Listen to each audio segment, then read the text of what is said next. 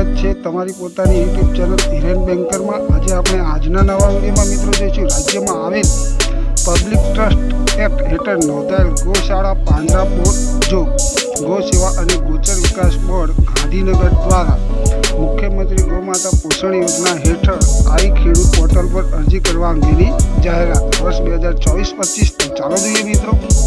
રાજ્યની public trust act હેઠળ નોંધાયેલ ગૌશાળા પાંજરાપોળને ધ્યાન દોરતા જણાવવાનું કે નાણાકીય વર્ષ 2024-25 માટે મુખ્યમંત્રી ગૌમાતા પોષણ યોજના પબ્લિક ટ્રસ્ટ એક્ટ હેઠળ નોંધાયેલ ગૌશાળા પાંજરાપોળ ખાતે રાખવામાં આવતા ગાય અને ભેંસ વર્ગના પશુઓ માટે નિભાવ સહાયની યોજના આઈ ખેડૂત પોર્ટલ પર મૂકવામાં આવેલ છે મિત્રો।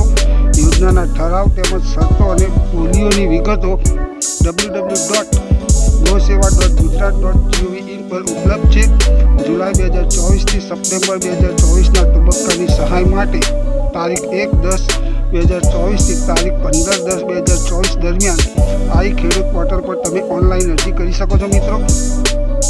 એની નોંધ છે મિત્રો, જુલાઈ 2024 થી સપ્ટેમ્બર 2024ના તબક્કાની સહાય માટે તારીખ 1/10/2024 થી તારીખ 15/10/2024 સુધીમાં આઈ ખેડૂત પોર્ટલ પર ઓનલાઈન અરજી કરવાની રહેશે મિત્રો। આ સમયગાળા દરમિયાન લાભાર્થી સંસ્થાએ અચૂકપણે આઈ ખેડૂત પોર્ટલ પર ઓનલાઈન અરજી કરી લેવાની રહેશે।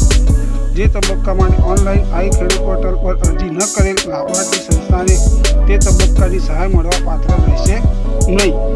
ત્યારબાદ મિત્રો ઓનલાઈન અરજી કર્યા બાદ શું ધ્યાન રાખવું? તો મિત્રો ઓનલાઈન કરેલ અરજીની પ્રિન્ટ આઉટ લઈ અરજીના પ્રિન્ટ આઉટમાં બિડાણમાં રાખવાના જણાવેલ જરૂરી સાધનિક કાગળો બિડાણ કરી અચૂકપણે અરજી કર્યાના દિન 21માં નાયબ પશુપાલન નિયામક શ્રી જિલ્લા પંચાયતની કચેરી ખાતે અરજી રજૂ કરવાની રહેશે મિત્રો।